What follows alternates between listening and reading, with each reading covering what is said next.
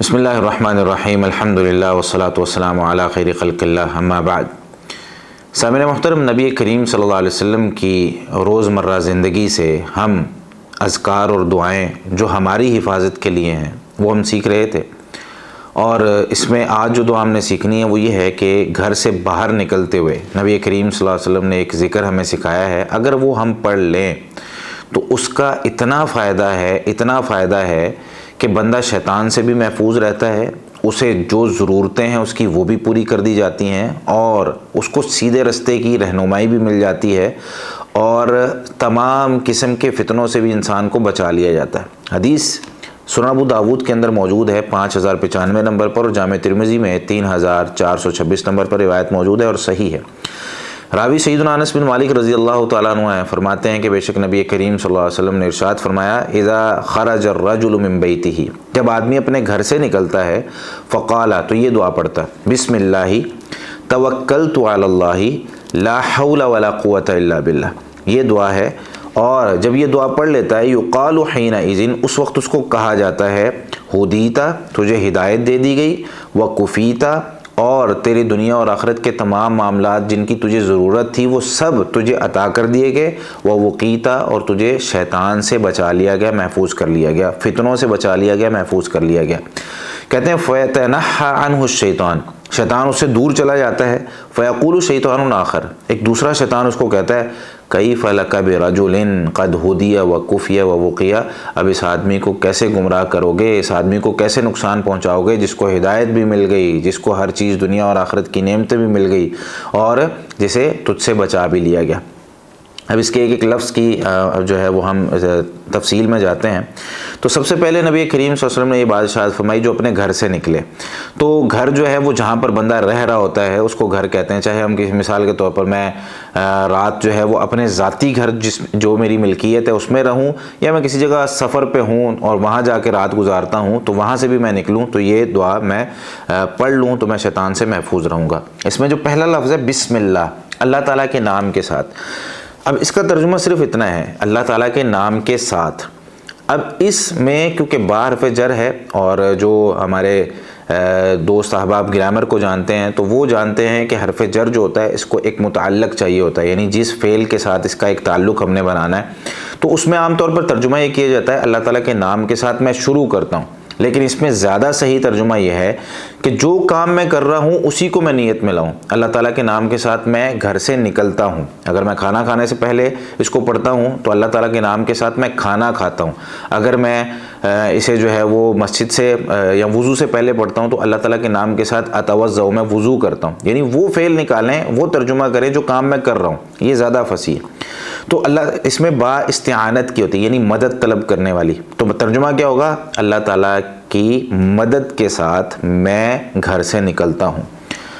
اس کے بعد ہے توکلت علی اللہ، میں اللہ پر میں نے اعتماد کیا، اللہ پر بھروسہ کیا۔ توکل اصل میں دل کی عبادت ہے، اور توکل یہ اپنے آپ کو یا اپنا سب کچھ اللہ تعالیٰ کے سپرد کر دینا کہ اے اللہ، یہ میں اور اپنا جتنے بھی میرے کام ہیں، جتنے بھی میرے معاملات ہیں، سب تیرے سپرد، جیسے تو مجھے چلائے گا ویسے میں چلنے کے لیے تیار ہوں۔ اور سورہ مائدہ کی آیت نمبر 23 میں اللہ تعالیٰ نے اسی بات کا حکم دیا ہے کہ خالص یہ عبادت جو توکل ہے اللہ کی کرنی ہے۔ کیا فرمایا، وعلی اللہ فتوکلوا، اور صرف اللہ پر ہی تم توکل کرو، ان کنتم مؤمنین، ساتھ شرط بھی لگا دی، اگر تم مومن ہو تو تمہارا توکل، تمہارا بھروسہ، تمہارا اعتماد صرف اللہ پر ہونا چاہیے کہ اللہ نے جیسے چلانا ہے، اللہ نے جو دینا ہے وہی میرے لیے کافی ہے۔ اس کے بعد سورہ طلاق کی آیت نمبر 3 میں اللہ رب العالمین نے یہ بات ارشاد فرمائی، وَمَن يَتَوَكَّلْ عَلَى اللَّهِ فَهُوَ حَسْبُهُ، تو یہ توکل کا فائدہ ہے کہ جو اللہ پر بھروسہ کر لے گا، توکل کر لے گا، گھر سے نکلتے ہوئے دعا پڑھتے ہوئے دل کی جو عبادت ہے توکل، اس کو بھی صحیح طریقے سے پورے اخلاص کے ساتھ کہ اللہ اب میں گھر سے نکل رہا ہوں، تیرے نام کے ساتھ مدد طلب کرتے ہوئے میں گھر سے نکلا اور میں نے اپنا سب کچھ تیرے سپرد کر دیا، تو کیا ہے،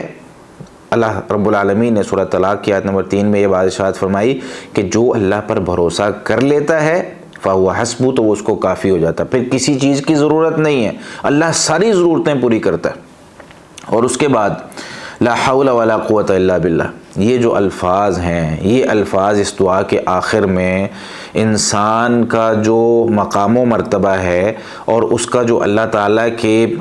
بندہ ہونا اور اپنا پھر سب کچھ بندہ جو ہے وہ عاجزی اور انکساری کے ساتھ اور بالکل اپنے آپ کو فرما بردار اللہ تعالیٰ کا بنا دینا، یہ الفاظ اتنے گہرائی والے الفاظ ہیں کہ اللہ یہ میں ایک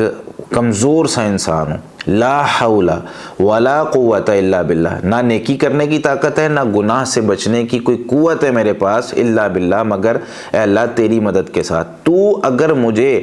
چلانا چاہے تو میں چلوں گا، تو اگر مجھے توفیق دے تو میں یہ کام کروں گا، تیری مدد اور تیری نصرت کے بغیر میں کچھ نہیں کر سکتا۔ یہ بندہ الفاظ کہتا ہے تو اس کے بدلے پھر اس کو کیا ملتا ہے؟ پھر نبی کریم صلی اللہ علیہ وسلم نے ارشاد فرمایا یقال حینئذ، کہا جاتا ہے اس وقت کہ ہدیتا، تجھے ہدایت دے دی گئی سیدھے رستے کی طرف، کیونکہ تو نے اللہ سے مدد مانگی نا، اللہ سے مدد مانگی، اپنے آپ کو اللہ کے سپرد کر دیا، اب اللہ تجھے چلا رہا ہے، تو نے توکل اللہ پر کر لیا، اعتماد اللہ پر کر لیا، اب اللہ تجھے چلا رہا ہے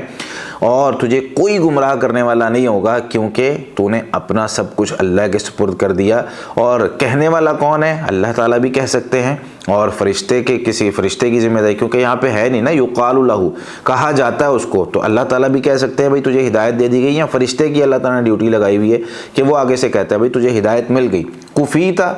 اس کا مطلب ہے کہ دنیا کی ہر ضرورت، آخرت کی ہر ضرورت تیری پوری کر دی گئی، اور تجھے جو کچھ تیرا ارادہ کام کرنے کا وہ تیرا ہو جائے گا۔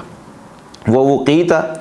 اور تجھے محفوظ کر لیا گیا شیاطین سے، تجھے محفوظ کر لیا گیا تیرے دشمنوں سے، تجھے محفوظ کر لیا گیا ہر اس چیز سے جو تجھے نقصان پہنچائے گی۔ رستے میں مثال کے طور پر تقدیر میں لکھا ہوا ہے کہ بندے کا ایکسیڈنٹ ہونا ہے اور بندے نے کر لی دعا، اب دعا تقدیر کو بدل دیتی ہے، تو یہ دعا ہے جب میں گھر سے نکلتا ہوں تو میں یہ دعا کر لیتا ہوں اور مجھے جو ہے وہ ایک گارنٹی مل جاتی ہے اللہ تعالیٰ کی طرف سے، بھائی تمہاری حفاظت ہے، آج تمہارا جو ہے وہ کوئی ایکسیڈنٹ نہیں ہوگا۔ تو کتنی بڑی فضیلت ہے اور کتنا بڑا انعام ہے یہ دعا، میرے بھائی غافل ہیں اس سے اور چھوڑ دیتے ہیں گھر سے نکلتے ہوئے، اور پھر اس کے بعد شیطان دور ہو جاتا ہے۔ یہ کتنا بڑا فائدہ ہے کہ پورے رستے شیطان نے اللہ کے ذکر سے دور رکھنا تھا، پورے رستے شیطان نے غلط خیالات ڈالنے تھے، یہ دیکھ اس طرف یہ فتنہ ہے، اس طرف یہ فتنہ ہے، اس میں پڑ جا، یہ دیکھ دنیا